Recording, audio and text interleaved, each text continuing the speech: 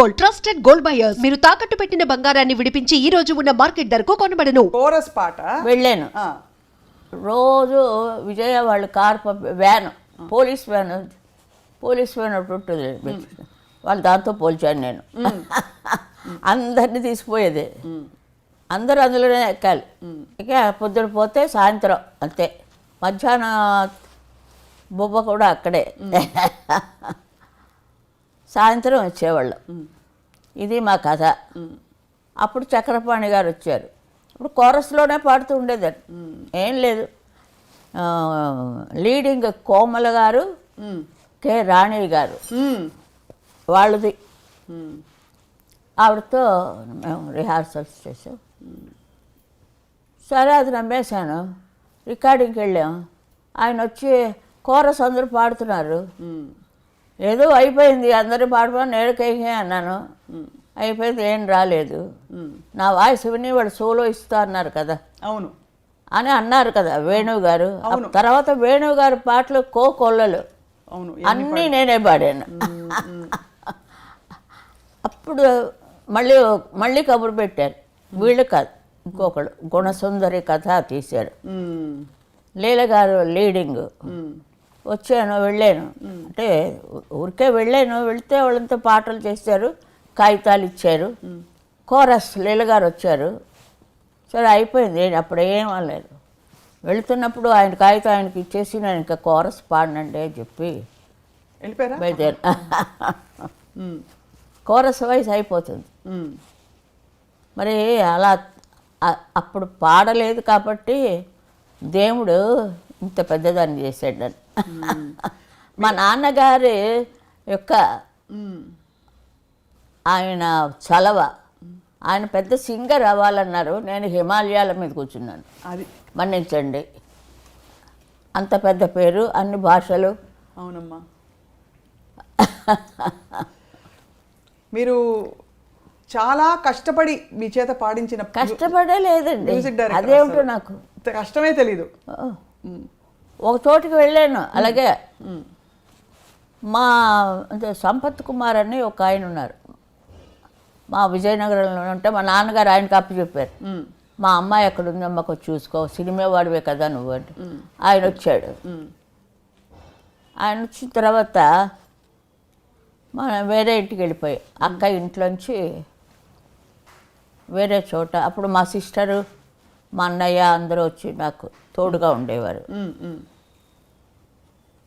అక్కడికి వెళ్ళి కోరస్ పాడనండి. అయితే ఇది ఎందుకు దీనికి ముందా దానికి ముందా తెలియలేదు, వెరిఫై చేయాలి. బాలానందం మొదట వెళ్ళానా, ఇదంతా అయ్యాక వెళ్ళానా, మిమ్మల్ని అడుగుతున్నాను. బాలానందం ఫస్ట్ బాలానందానికే వెళ్ళారు మీరు. అమ్మయ్యా, న్యాయపతి నా డౌట్ తీర్చారు. రేడియో అన్నయ్య గారు అన్నయ్య గారిని మా ఇంటికి వచ్చి కూడా విజయనగరంలో నా పాట విన్నారు. నా పాట విన్నప్పుడే అన్నారు, చాలా బాగుందిగా. ఎవరు వస్తే వాళ్ళనే మా నాన్నగారు మా పిల్ల చాలా బాగా పాడుతుందండి పాడిచ్చేసేవారు అని అన్నారు. కానీ సినిమాల్లో పాడకూడదు ఆయనకి. ఆయన ఉండగానే పాడాను. జనని అమ్మ చూడాలని ఉంది అమ్మ అని పాడాను. ఒక్కసారి పాడితే మా నాన్నగారు వచ్చి అమ్మ జ్ఞాపకం వచ్చిందా అని అడిగారు. అంటే అమ్మ చనిపోయారు అప్పటికే. కరెక్ట్గా అలాగే పాడాను. మీరు రేడియోలో వేయండి, అందరూ ఏడుస్తారు ఆ పాట. అమ్మా ఒక్క లైన్ అలా ఒక్క లైన్ చేస్తే బాగుండదమ్మా. ఒక పల్లవి చూడాలని ఉంది అమ్మ, అంతే అంతే. నువ్వు పాడు. అది నాకు వెంట పాడతా. ఇప్పుడు పాడకూడదు, ఇంత లైట్లు పెట్టి ఇంత ఫ్యాషన్లు చేసి చూడాలని ఉంది అమ్మ పాడమంటే. ఆ పాట వేసుకోమని నేను ప్రార్థిస్తున్నాను. తప్పకుండా అమ్మా. సో అమ్మ అప్పుడు సీనియర్ సింగర్స్ మిమ్మల్ని చూసి ఎలా ఎంకరేజ్ చేసేవారా? ఎంకరేజ్, పాట బాగుంది ఇంకా బాగా పాడు అలా చెప్పేవారా? లేకపోతే అబ్బాయి ఏం లేదు, క్లాసికల్ ఉంది కదా లోపల, అది అలపడం ఉండదు. మీరు కూడా పాడతారు కదా క్లాసికల్. ఇప్పుడు పాడమన్నప్పుడు మీరు పాడతారు అంతేకాని అలసట ఉండేది కాదు. ఎన్ని పాటలు, ఎన్ని వేల పాటలు. ఓ స్టూడియో నుంచి ఇంకో స్టూడియో గెంతుతున్నాడు నేను బాలు. బాలు వచ్చాక మొత్తం అంతా మారిపోయింది. మహాత్ముడు ఎక్కడున్నాడో కానీ చీకటి అయిపోయింది. బాలసుబ్రహ్మణ్యం పోగానే ఫిలిం ఫీల్డ్ చీకటి, పాట లేదు. మరి అంతా పెంచాడు కదండి ఆయన. ఘంటసాల గారు మహానుభావుడు, మా ఊళ్ళోనే చదివాడు. నేను ఆయన్ని చూడలేదు. ఎక్కడో ఆడుకుంటున్నాం మనం గౌన్ వేసుకొని అన్నారు ఆయన. మెడ్రాస్ వచ్చాక చూసి అదే మన వీళ్ళ దాంట్లోనే పాడాను. అక్కడ మన ఏవిఎంలోనే తపస్సు చేస్తుంటాడు.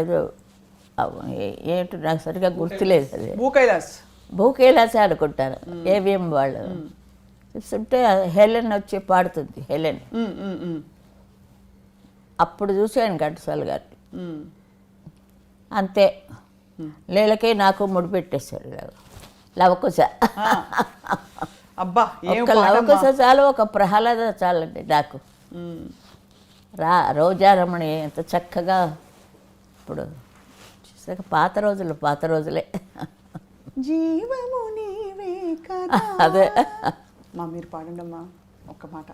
నిజంగా ముందు మా నాన్నగారికి అంబగారికి ఆశీస్సులు ఇస్తూ ఉంటారు ఆయన. ఫాదరు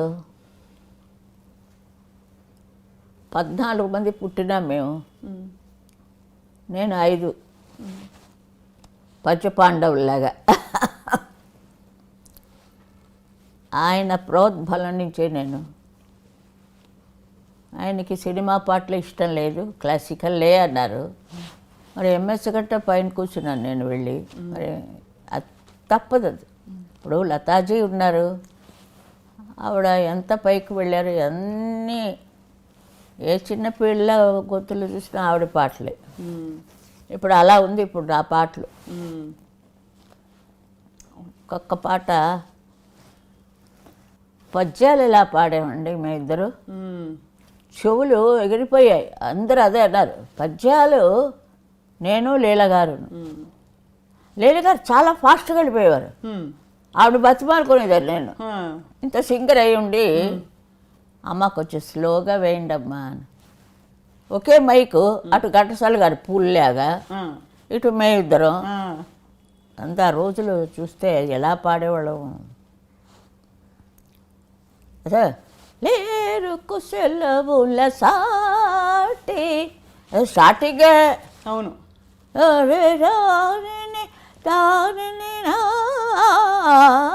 లేరు కుశలవులు సాటి. ఒక ఆర్టిస్ట్ వచ్చి నన్ను ఇంటర్వ్యూ చేస్తుంటే అది వేరేగా ఉంటుంది. అవునమ్మా.